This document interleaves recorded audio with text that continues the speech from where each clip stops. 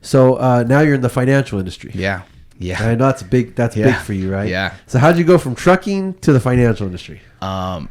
So I remember, my previous company presented itself when I was 21. Right. And see something about you in 21, man. Yeah, 21, man. 777-777-21. There you go. There you go. Hey, there you go. Just Lucky. Came about, right? Mm-hmm. So, the mindset, the giving everybody, I've always wanted to be a part of something where I can give somebody the option to do something themselves too.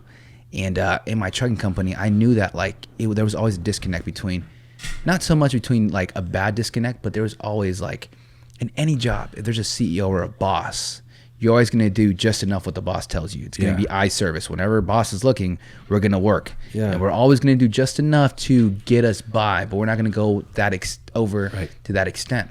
But when you become a part of a business that everyone can work as hard as they want and build and make as little or as much money as possible, and to know that man, you can make something bigger, and it's a different mindset from a W-2 to a W-9. You work hard, you're gonna make it happen. We can work this together. I don't work for you, or you don't work for me. You work with me. Yeah. You mentioned something too, because as an employee, you never give your full effort. No. Why? Because you're not going to go nowhere. Number, they're going to replace you as fast as I mean, leave. Even if you did give your full effort, maybe you'll get employee of the month. Maybe you'll get a promotion, but you're not going to become wealthy or become the owner. You know what I mean? Yeah. And you mentioned something that you can actually give other people the opportunity to become business partners. Exactly, man. So that was my goal. So in the old firm, right? Mm-hmm. The founder of the company said that society is so mediocre because there's so many employees. Mm-hmm. And employee, you only give your C effort. Yeah. So if your whole life you're only giving C effort, you're never going A+. Yeah. You build generations and generations of mediocrity. Yeah. You know what I mean? Yeah. And so I guess what you loved about the financial industry and the platform that you're a part of, and it's true because I know I'm a part of that too, and in a similar way. But you are truly able to give someone else the same opportunity, but that's also true because that's also good because you get paid what you're worth in that industry. Yeah, exactly. If you're lazy, you ain't gonna make nothing. Yeah, exactly. You know what I mean? When you tell somebody that, hey, I'm here, I don't pay the position, I pay the person. Right. What kind of person you can choose? You can, I do weed every single day. I weed the people in. I weed the good ones in, and I weed the bad ones out. There you go. I like that. And to be able to be like that with people and be able to have those conversations. It's a different conversation. Okay. I remember taking my, in my truck company, taking my guys out to dinner. Yeah. And me being the one to speak, all right, guys, this is the goals, this is that. And, they're, we're just doing our own thing, and they're kind of just there, and I'm doing my own thing, and they're kind of just like, it's just a disconnect. And I couldn't be in the conversation with them because I'm sure, you're the boss. I'm the boss, they know so that, I can't right? be like, come on, man, let's push to another level. Why, Yeah, they're like, I'm going to pay the same regardless, and there's only so much you can pay them for the exact same job. You know, it's like, I can't pay anything more. What are you doing extra for me to want to pay you more?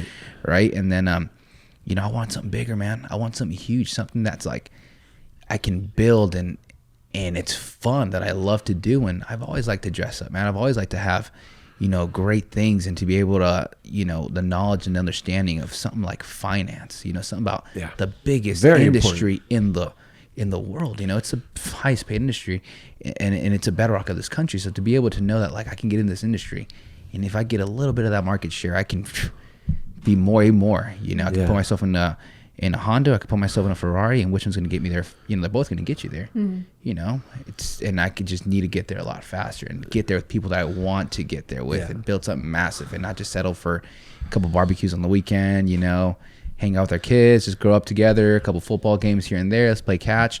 I want to build something that's like, dude, let's go conquer the world. Let's take a flight here. Hey, let's take our wives and let's take our kids and just hop on a jet and let's freaking go over here and let's do something huge. And know that we don't have to even worry and not have to ever worry about are we gonna pay bills? Are we gonna do this? That should not even be a conversation. It should be like, dude, how big can we scale this and how fast? Right. That's a different mindset though, because you said something like, obviously we both have been in the financial industry. Yeah. So I understand that there's a lot of money there. Right? Yeah.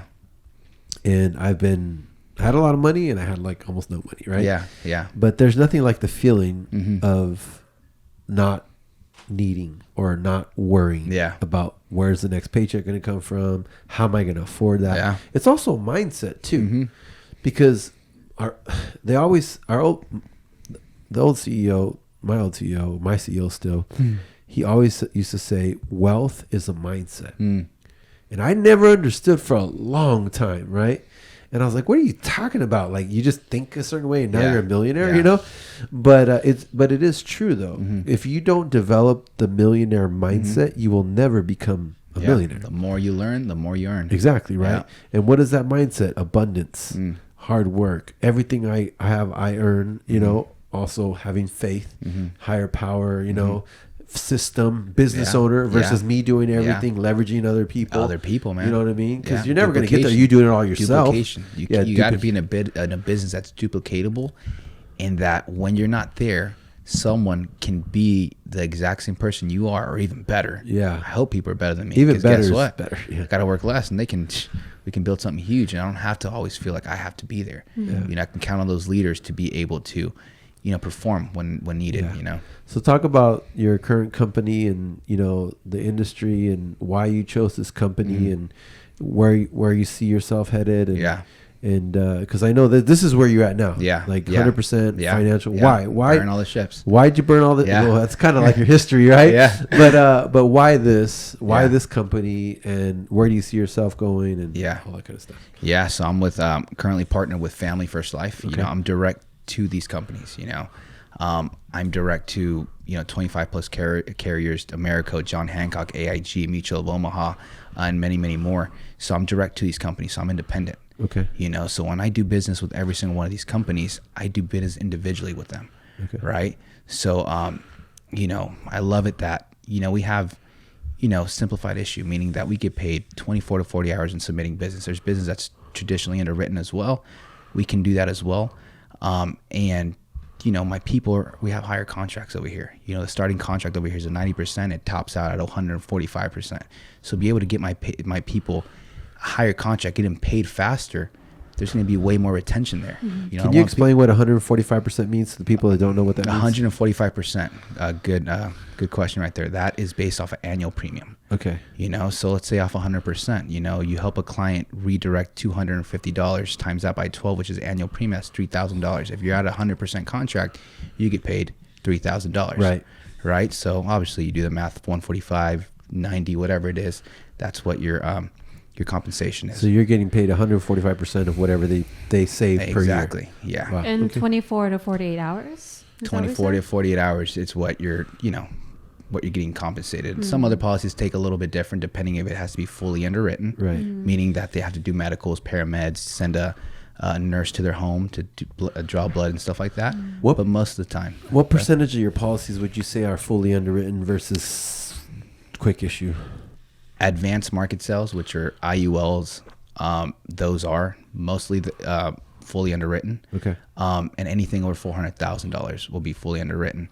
And on top of that, I mean, there's something that I love about over here, fast lane underwriting, meaning that if you do have something as a permanent policy, you can submit them and they'll just run them through their MIB report, right? And see if they're pretty healthy. They'll just pass them through without having to do meds, you know, on something permanent.